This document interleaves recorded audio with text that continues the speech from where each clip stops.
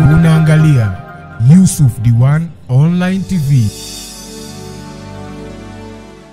Enyi ambao mlokuwa mbali, baka zamanu libudikum, muda umekuwa ukitoa machozi kwa ule umbali mlokuwa nao. Enyi ndugu zangu, fahallana ba'da alghayabi liqa'un, je, baada ya nyinyi kuwa mbali mnahisi ni lini tutakutana? Na bila shaka lau mtapouona ujumbe huu mtakimbizana huku na kule kuhakikisha mnalifanya hili jambo ambalo bila shaka ni jambo bora kabisa kabisa. Ndugu zangu, bado tuna mahitaji katika ofisi yetu. Tunahitaji kamera, bado tuna mahitaji ya kuhitaji laptop, bado tuna mahitaji ya kuhitaji desktop, lakini kadhalika stendi za kamera, mataa ya aina mbalimbali na microphone na vyote katika vile ambavyo bila shaka vinahitajika kwenu. Najua nyinyi ni vipenzi vyetu, na bila shaka kwa uwezo wake Allah subhanahu wa ta'ala hatutafeli, na naamini nanyi mnaguswa na hili na mtalifanya kama walivyofanya baadhi ya ndugu zenu katika muda uliopita. Allahumma, Mwenyezi Mungu, tunakuomba kwa kila yule ambaye atakayefanikisha sisi kufanikiwa kupata vifaa hivi, ya Rabbi, nayo mfanikishie katika yale anayoyatamani katika mazuri yaliyo katika nafsi yake kwa hurma na utukufu wako. Ewe ndugu yangu, tunahitaji laptop kutoka kwako. Ndugu yangu, tunahitaji desktop kutoka kwako. Ndugu yangu, tunahitaji kamera kutoka kwako. Ndugu yangu, tunahitaji stendi, mataa, ili ofisi yetu na kadhalika studio yetu iweze kuwa imara zaidi. Boreshaji ni nani? Ni wewe ndugu yangu, na bila shaka unaweza pale utapoamua kulisimamia hili. Lakini kuna yule ambaye anasema mimi uwezo wa kamera sina, lakini changu kidogo ninaweza. Tutafute kwa namba hizo, insha Allah tutapokea mchango wako, na bila shaka tutanyanyua mikono kumwambia Mola wetu, huyu sio tajiri bali ameyafanya haya kwa mapenzi katika dini yako. Mola wetu, ya Rabbi, nawe mpe mazuri kwa hurma na utukufu wako ya Allah ya Rabbal Alamin. Assalamu alaikum wa rahmatullahi wa barakatuh. Assalamu alaikum wa rahmatullahi wa barakatuh. Alhamdulillahi Rabbil Alamin, ثم الصلاة والسلام على خير الأنبياء والمرسلين وعلى آله وصحابته أجمعين. أما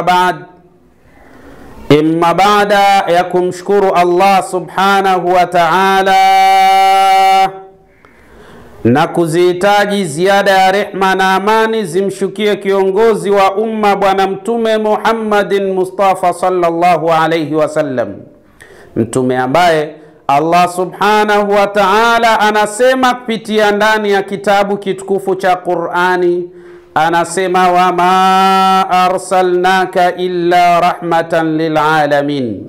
Ikhwani, ndugu zangu, bila shaka kama ilivyo ada na kawaida katika chaneli yetu hii ambayo ilokuwa bora kabisa biidhnillah subhanahu wa ta'ala, tunapeana maalumati ya aina mbalimbali. Lengo la msingi ndani ya maalumati hayo ni wewe uweze kujifunza biidhnillah subhanahu wa ta'ala njia mbalimbali za utatuzi wa mashakili yako biidhnillah subhanahu wa ta'ala kupitia Qur'ani na asrari zake, kwa maana siri ambazo Allah subhanahu wa ta'ala ameziweka ndani ya asrari hizo. Lau utajua njia iliyokuwa bora ya kupita katika siri hizo, Allah subhanahu wa ta'ala atakufanyia majambo yako yaende katika hali ambayo unayoitaraji biidhnillah subhanahu wa ta'ala. Ikhwani, ndugu zangu, katika darsa yetu ya siku ya leo, bila shaka biidhnillah subhanahu wa ta'ala tutakwenda kutazama harbul aduwi, ni namna gani ambavyo unaweza kumshikisha adabu yule adui yako anayekuharibia kazini, lakini adui yako anayekuharibia familia yako, lakini kadhalika adui yako anayeharibu kazi zako, na hata yule ambaye anayeharibu mahusiano yako baina yako na baina ya wale ambao wewe unapenda kuwa na mujtamaa baina yao biidhnillah subhanahu wa ta'ala. Dunia ya sasa imetawaliwa na maadui katika kila kona. Kazini wanakuandama, lakini kadhalika nyumbani wanakuandama, katika familia wanakuandama, mtaani wanakuandama, lakini kadhalika hata katika ile neema ambayo wewe Allah subhanahu wa ta'ala amekujalia, bado maadui hawatakuacha, bali watakuandama na kukuharibia katika kila hali na katika kila namna. Leo nataka nikupe kitu bora sana ambacho lau kama utakifanya biidhnillah, utakuwa na uwezo wa kumdhibiti adui na atakuwa dhalili sana kwako, lakini kadhalika na adui yale mabaya ambayo yeye alikuwa anayatamani ya kufike wewe, biidhnillah yatamfika yeye na wewe utabaki salama biidhnillah subhanahu wa ta'ala. Jambo la kwanza, andaa 3 ahjar, kwa maana vipande vitatu vya mawe biidhnillah subhanahu wa ta'ala. Baada ya kuandaa vipande vitatu vya mawe, kuna aya 3 ambayo ni kombora maalum litakaloweza kumshughulikia na kumpa adabu adui ambaye amekuwa akikusumbua sana biidhnillah subhanahu wa ta'ala. Lakini hayo yatafikiwa baada ya wewe kujua taratibu hizi, ili mambo yaweze kwenda katika hali iliyokuwa bora biidhnillah subhanahu wa ta'ala. Katika hivi vipande vitatu vya mawe, kipande cha kwanza utaandika aya hii, kwa maana aya ya 25 katika suratul Ahzab. Kisha utaandika kipande cha pili, utaandika aya ya 7 katika suratul Baqarah, na kipande cha tatu utaandika aya ya 250 katika suratul Baqarah. Aya hizi zinasomeka kama ifuatavyo. Aya ya 25 katika suratul Ahzab, Allah subhanahu wa ta'ala anasema, baada a'udhu billahi minash shaitanir rajim, bismillahir rahmanir rahim, ورد الله الذين كفروا بغيظهم لم ينالوا خيرا وكفى الله المؤمنين القتال وكان الله قويا عزيزا. Hii ndio aya ya 25 katika suratu Al-Ahzab. Lakini kadhalika aya ya pili ambayo utakayoandika katika kipande cha pili cha jiwe ni aya ya 7 katika suratu Al-Baqarah, nayo inasomeka baada a'udhu billahi minash shaitanir rajim, bismillahir rahmanir rahim, ختم الله على قلوبهم وعلى سمعهم وعلى أبصارهم غشاوة ولهم عذاب عظيم.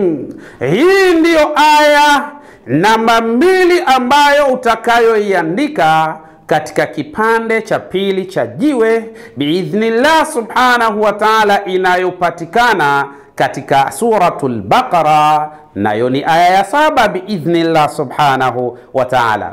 Lakini aya ya 3 ambayo utakayoandika katika kipande cha 3 cha jiwe ni aya ambayo inayosomeka katika hali ifuatayo: a'udhu billahi minash shaitanir rajim, bismillahir rahmanir rahim, walamma barazu lijaluta wa junudihi qalu rabbana afrigh alayna sabran wa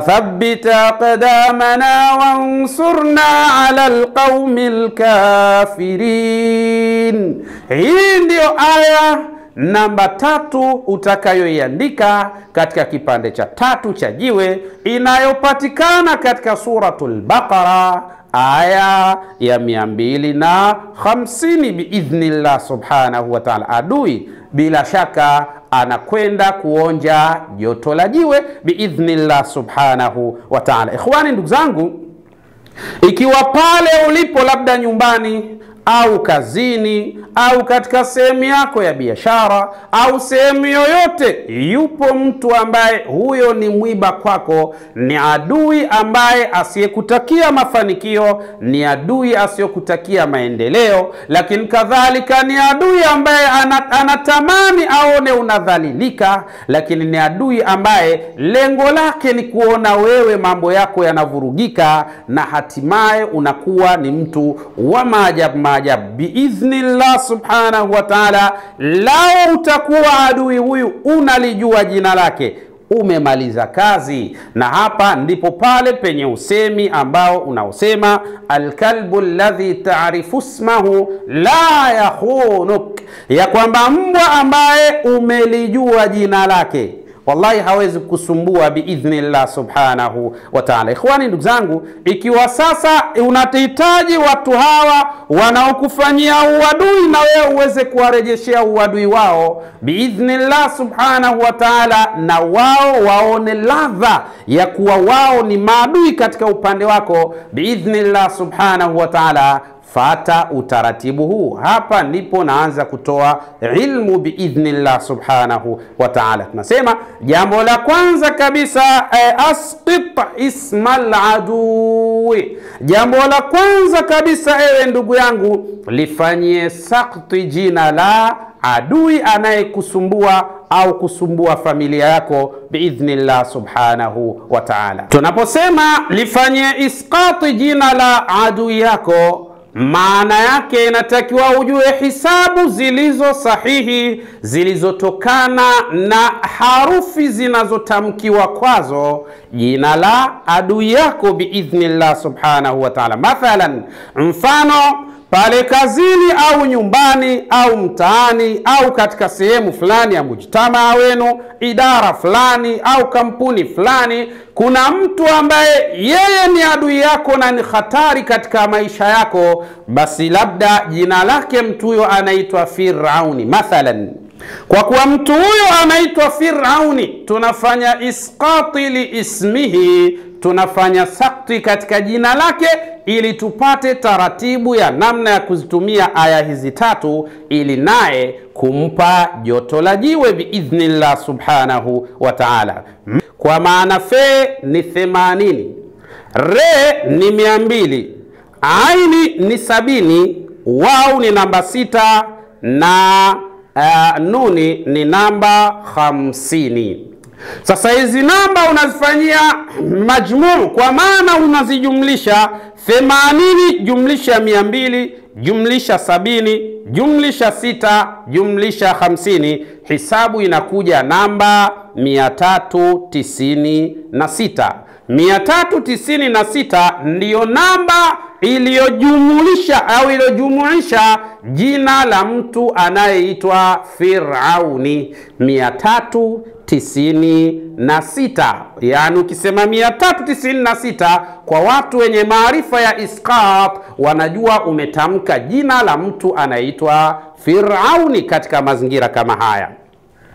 Sasa baada ya kupata jina la huyu adui, na ndio maana wasemi wakasema alkalbu alladhi ta'rifu ismahu la yakhunuk, ya kwamba mbwa ambaye wewe umelijua jina lake, basi huyo hawezi kukupa tabu. Unaweza kufanya chochote ukitakacho maadamu mbwa huyo tayari umeshikwisha lifahamu jina lake katika hali ya aina moja au nyingine biidhnillah subhanahu wa ta'ala. Baada ya kufanya isqati kutokana na majina au jina la adui yako, utachofanya ni nini? Hii isqati maana yake ni nini? Maana yake hisabu ya 396 ndiyo hisabu ambayo utakayosomea biidhnillah subhanahu wa ta'ala kila aya moja katika zile aya 3 ulizoziandika katika qita'il ahjar, katika vipande vya mawe biidhnillah subhanahu wa ta'ala. Kwa maana utasomea aya ya kwanza katika lile jiwe la kwanza uloandika ndani yake aya ya kwanza,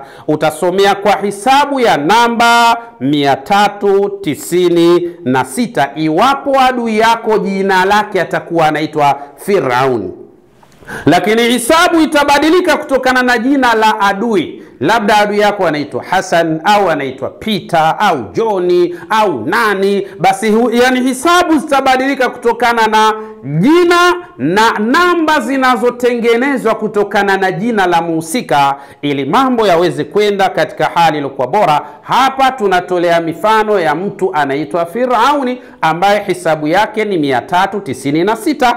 Kwa kuwa hisabu yake ni 396, lile jiwe la mwanzo uloandika aya ya mwanzo, basi aya ya mwanzo utaisoma mara 396 ikiwa adui jina lake ni Firauni.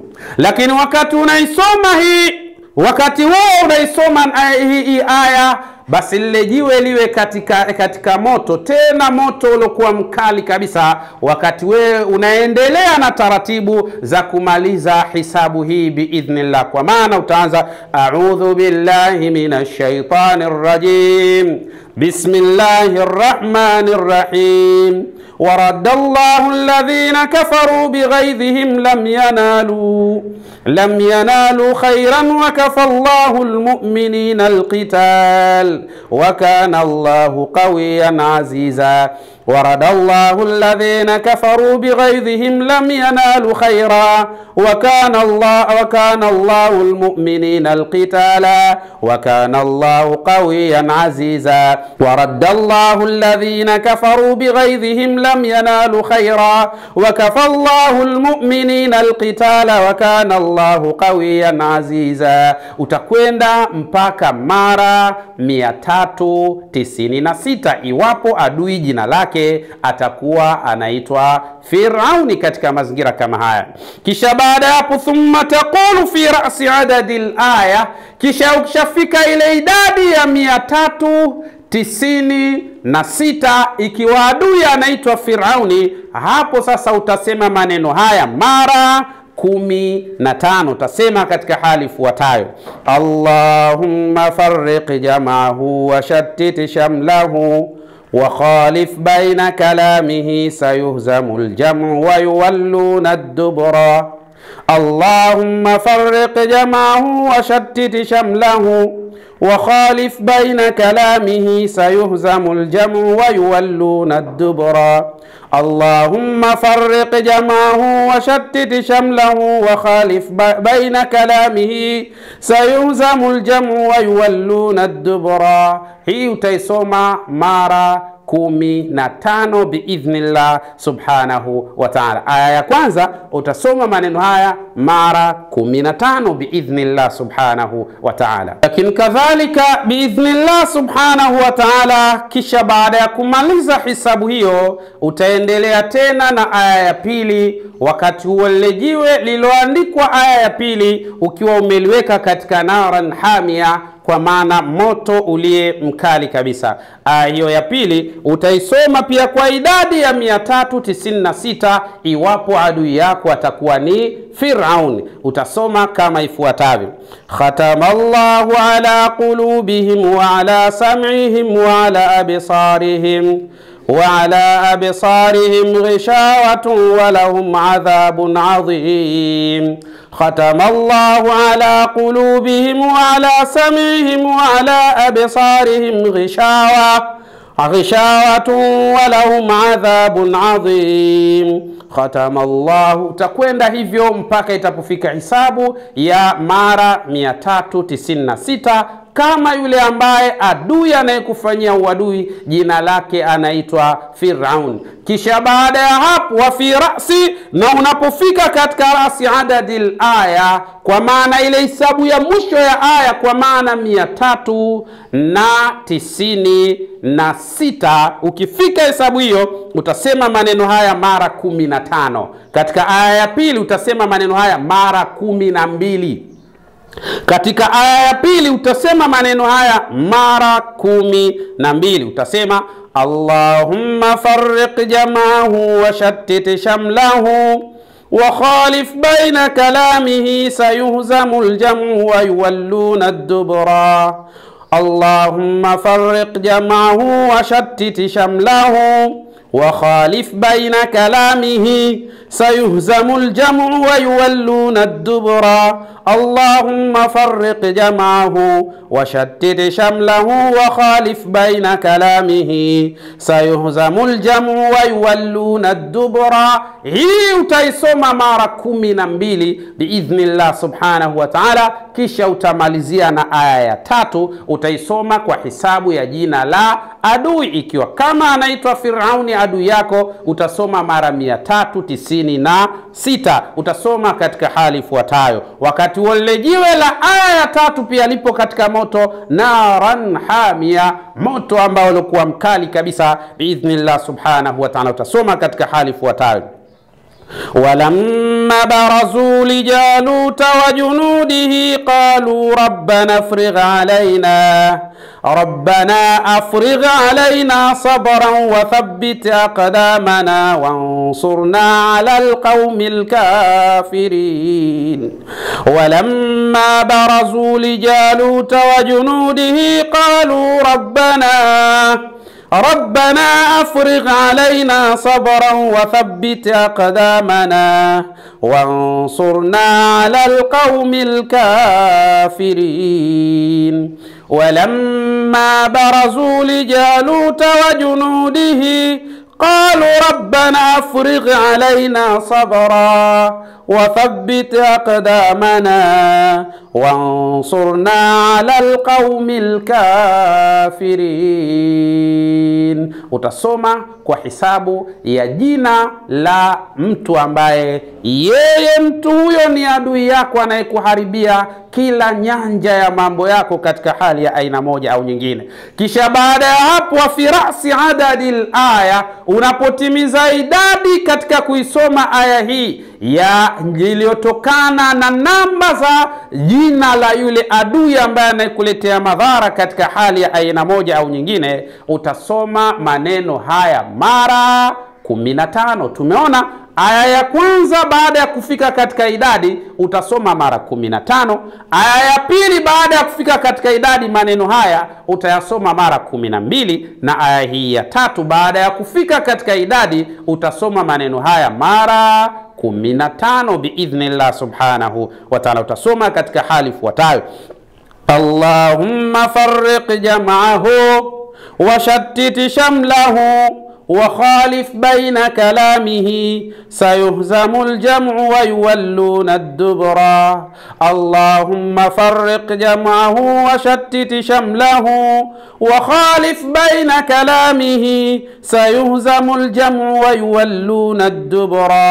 اللهم فرق جمعه وشتت شمله وخالف بين كلامه سيهزم الجمع ويولون الدبر. mara 15 biidhnillah subhanahu wa ta'ala. Hapo utaona maajabu biidhnillah subhanahu wa ta'ala, namna adui anavyokukimbia. Kama ni kazini ataacha kazi na kuikimbia kazi yenyewe, kama ni mtaani atahama mtaa na kukimbia mtaa wenyewe, kama ni nyumba atahama nyumba na kuikimbia nyumba yenyewe, na hatorudi tena kukufanyia uadui wa hali ya aina yoyote biidhnillah subhanahu wa ta'ala. Tunatoa ilmu hii ili uyafanye haya wewe mwenyewe biidhnillah subhanahu wa ta'ala, kwa sababu kama utataka sisi tukufanyie majambo yako, ipo kanuni ambayo nasema in tushghilin nasa taghram thamana. Iwapo utawashughulisha watu wakaacha yao ili washughulike na kuyafanya yako,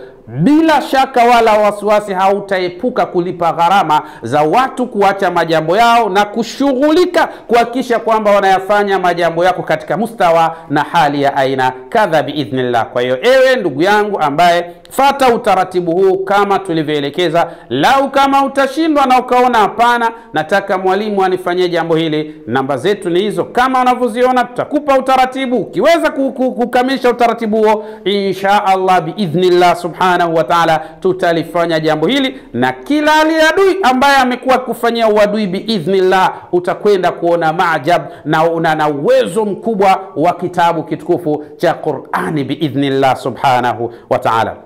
Fata utaratibu huu, neema utaziona adui atakukimbia, kheri itakutawala, na kila ambaye ana sifa ya kuwaharibia wenzake, hii ni kiboko upande wao biidhnillah subhanahu wa ta'ala. Usikose kufuatilia darasa letu, baada ya hili linakuja zuri zaidi biidhnillahil karim. Assalamu alaikum wa rahmatullahi wa barakatuh. Enyi ambao mlokuwa mbali, baka zamanu libudikum, muda umekuwa ukitoa machozi kwa ule umbali mlokuwa nao.